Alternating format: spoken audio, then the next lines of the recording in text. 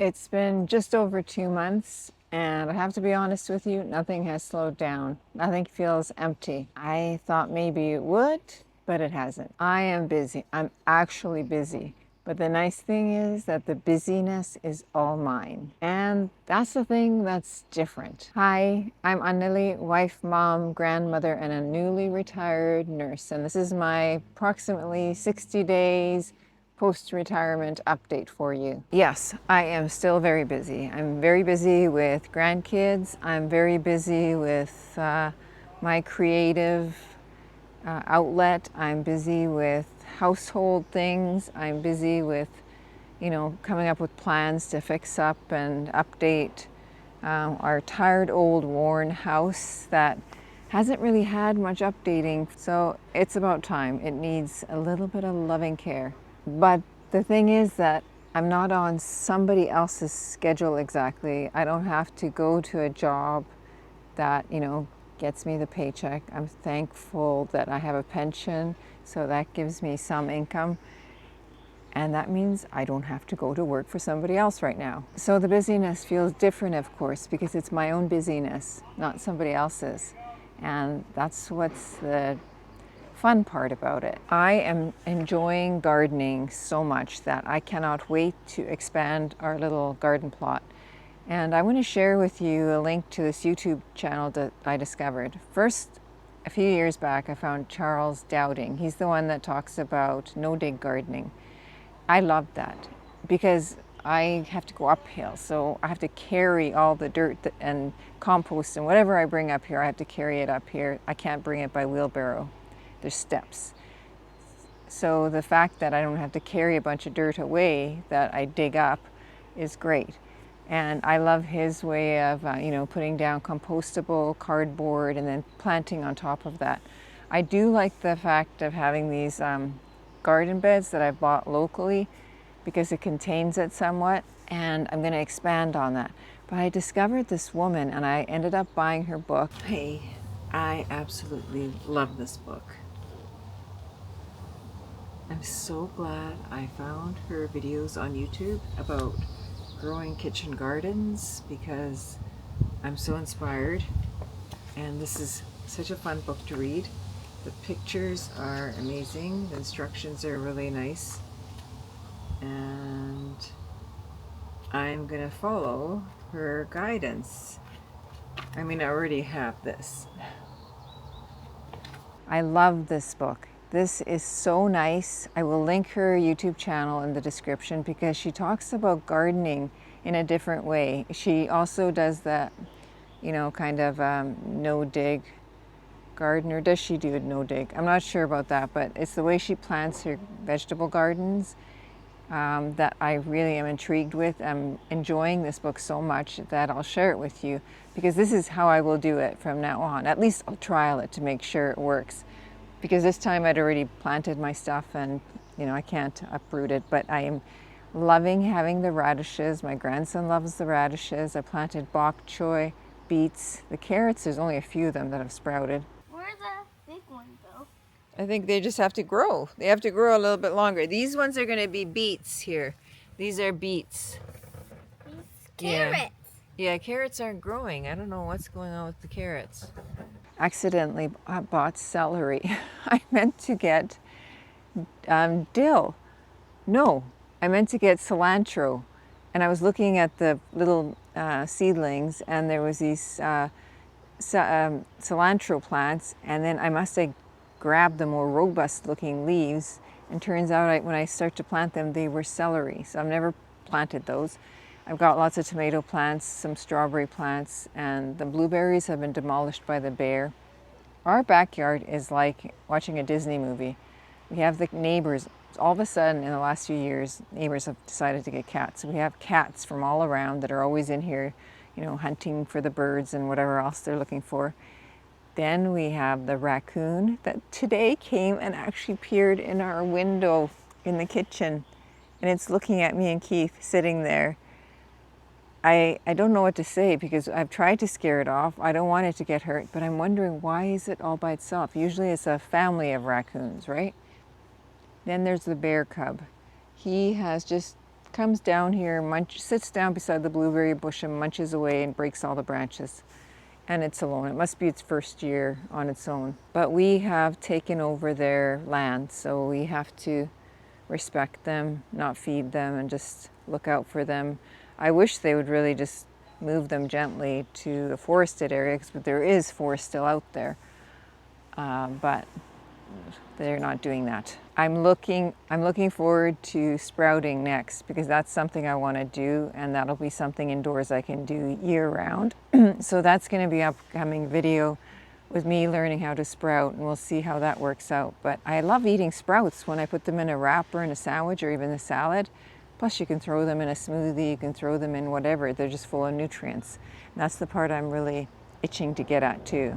I ended up buying an e-reader. I got one years ago, probably 20 years ago maybe not, 15 years ago, from my kids, a Kobo. We're in Canada, so it's a Kobo e-reader. It's so old that I could not get it to sync with the library, because I have a library card.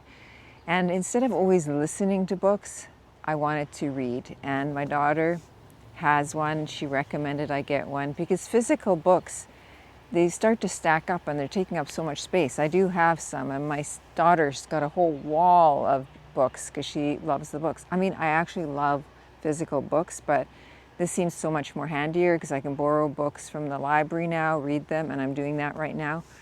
I'm enjoying it, and I can read in bed and not have to have a light on, which is nice. Good thing for my husband. So, because of the way it's lit up, they're so advanced now compared to what I had. I'm enjoying that. The knitting is a work in progress, because it's something I really enjoy doing, and I'm determined to finish this sweater. I mean, I spent a fortune on this yarn. I have to finish it. And I have done a lot of knitting in the past over the years. It's just that every time I put it down, it's for an extended period of time, and then I need to really relearn it, basically, to get back into it.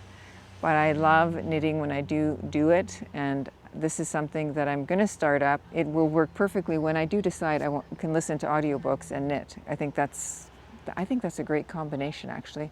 And even if I'm not doing anything but just knitting, that's perfect. My grandkids are here all the time, and I'm so grateful that we live so close to them that they can spend so much time here.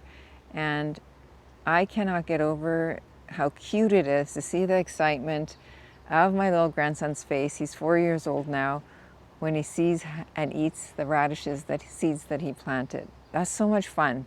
I love it. And then, he loves to eat the blueberries, and he had some strawberries from that little few bushes that I have. And the more things we grow, he just enjoys digging and planting the seeds and getting right in there, getting in the dirt. Seeing the fun and excitement on their faces when they learn these things, that they get to eat what they planted, it's so cute. And I want summer times to be a good memory for them, so that they remember just hanging out in the yard. He's gotten so big now that he can just climb up all under the trees, and he's not at that stage where I have to be so worried that he's going to topple down one of these terraced little walls that we have, because now he climbs up them. So it's fun. I fully accept that I'm in the grandma era right now. Why is everything an era? Well, I'm in it, grandma era. And it's completely exhausting, but so much fun. And I don't know, it just brings so much joy and fun and laughter to everything.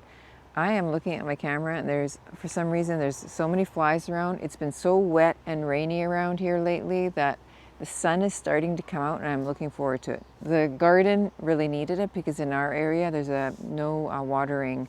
It's a ban on any kind of watering, except if you water by hand, because of the lack of snow and the rain. So that's what it is. So I'm grateful that it rained for a few days. Then one thing that I'm looking forward to is going for some rides with my husband on the motorcycle.